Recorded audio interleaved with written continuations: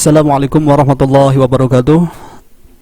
Anak-anakku semuanya dimanapun berada, kali ini kita akan mengadakan kegiatan pembelajaran secara online ya, lewat media video yang diupload di channel saya Ari Production.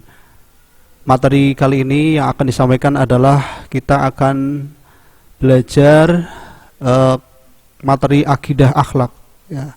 Materi akidah akhlak kelas 7 untuk semester kedua ini di bab yang ketiga ya. Kita buka materinya. Selamat datang di pembelajaran online Mapel Akidah Akhlak kelas 7 untuk MTS dengan saya Pak Ari Kuswanto. Bab yang akan kita pelajari adalah bab yang ketiga, yaitu menjauhi akhlak tercela. Kita tahu bahwa akhlak tercela merupakan sesuatu yang sangat berbahaya untuk diri kita, makanya harus kita hindari sejauh mungkin.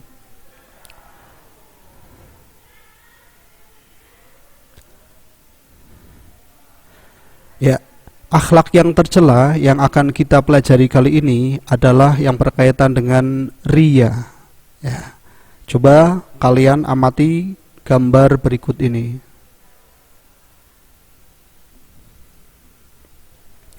Ya, ini ada ilustrasi seorang Pak Haji ya yang memamerkan bahwa dia telah berhaji. Kemudian menyebutkan di mana-mana bahwa dia adalah haji dan mau disebut haji ya, atau menawarkan diri bahkan untuk disebut haji. Kalau tidak disebut, maka dia akan marah. Ini merupakan bentuk riya.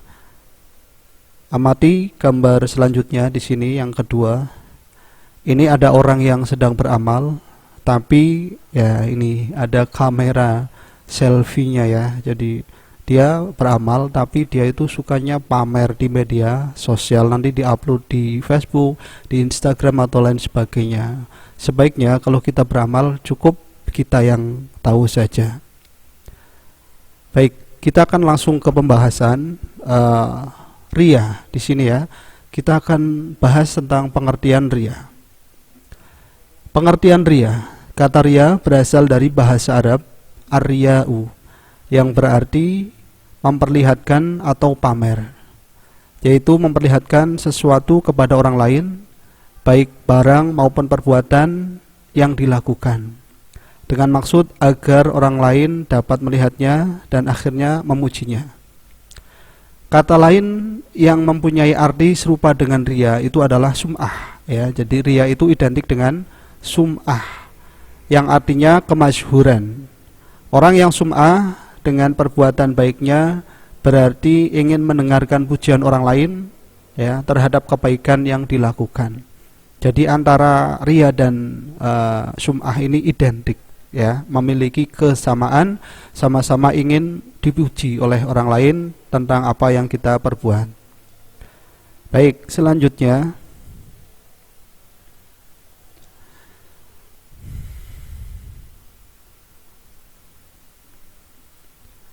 kita masuk ke bentuk-bentuk riya atau contoh perbuatan riya. Contoh perbuatan riya dalam kehidupan sehari-hari kita itu sangat banyak sekali ya. Nanti Pak Guru akan menyampaikan beberapa. Yang pertama, ini adalah seorang siswa yang mengajarkan tugas, yang mengerjakan tugas nih, agar dikatakan sebagai anak yang rajin dan mendapatkan pujian dari ayah, ibu, atau bapak, ibu guru. Ini kan terkadang ada seperti itu.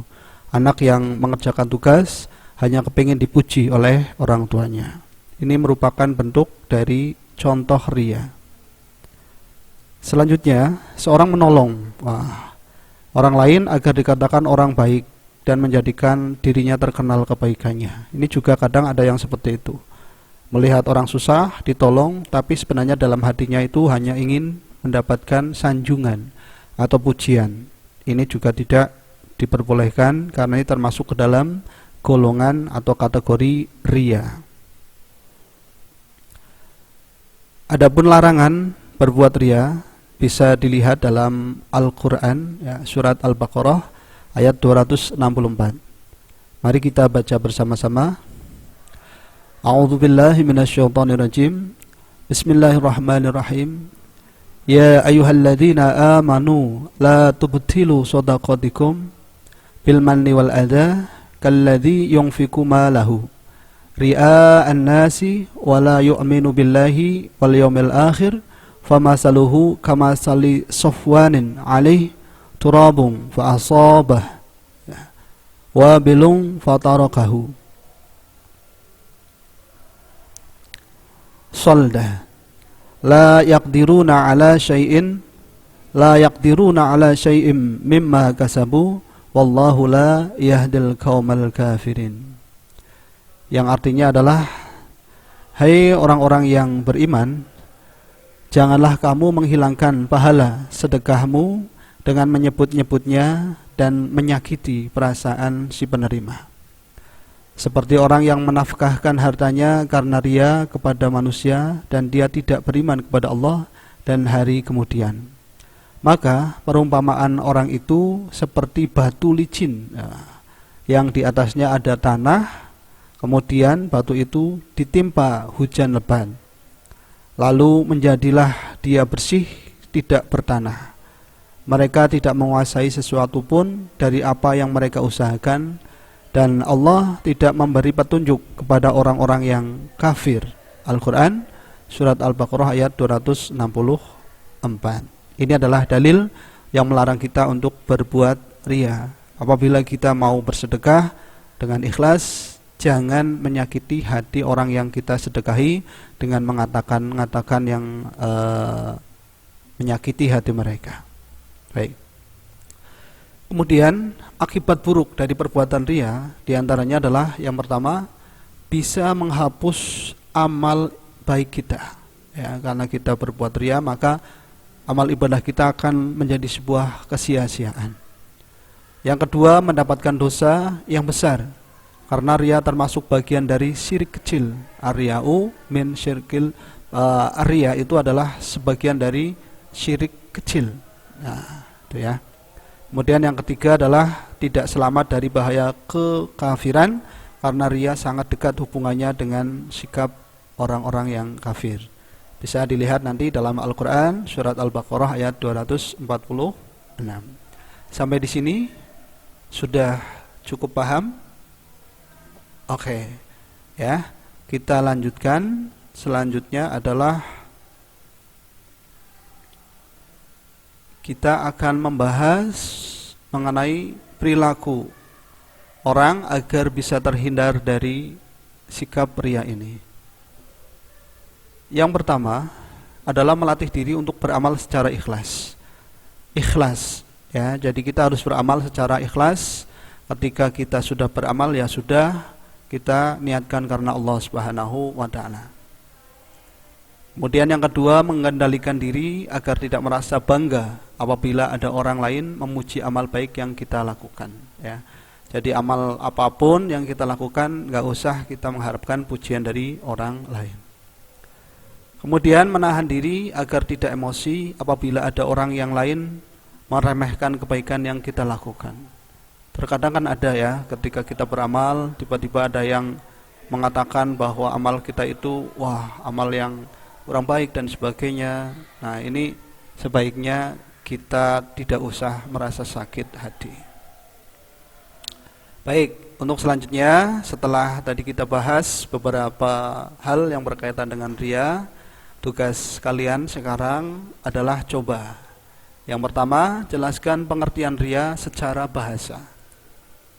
Yang kedua, sebutkan 2 contoh perbuatan riya. Yang ketiga, sebutkan dalil dalam Al-Quran yang melarang perbuatan riya. Yang keempat, sebutkan 3 akibat perbuatan riya. Dan yang kelima adalah sebutkan 2 cara menghindari perbuatan riya. Ya, selamat mengerjakan, ya. Silakan kalian tulis hasil pekerjaan kalian di selembar kertas.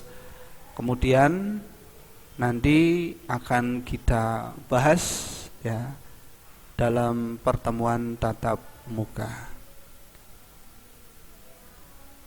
Ya, ini tugasnya, silakan kalian nanti catat, ya, dalam selembar kertas, kerjakan dengan sepenuh hati, niatkan untuk belajar. Insya Allah mudah-mudahan dengan mengerjakan soal tadi kalian akan semakin paham mengenai riya. Dan yang lebih penting lagi, marilah kita hindari perbuatan riya itu, karena perbuatan riya ini bagian dari syirik kecil dan akan menghapus pahala yang telah kita lakukan. Ya, demikian pembahasan kita pada kesempatan ini. Terima kasih telah menyimak video ini dari awal sampai dengan akhir. Untuk membantu channel saya, silahkan kalian bisa like, share, dan subscribe video ini. Mudah-mudahan bisa bermanfaat untuk kalian. Sampai jumpa dengan pembelajaran online berikutnya dengan mapel atau materi yang berbeda tentunya.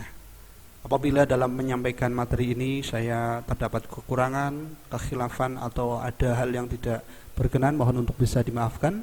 Sekian, assalamualaikum warahmatullahi wabarakatuh.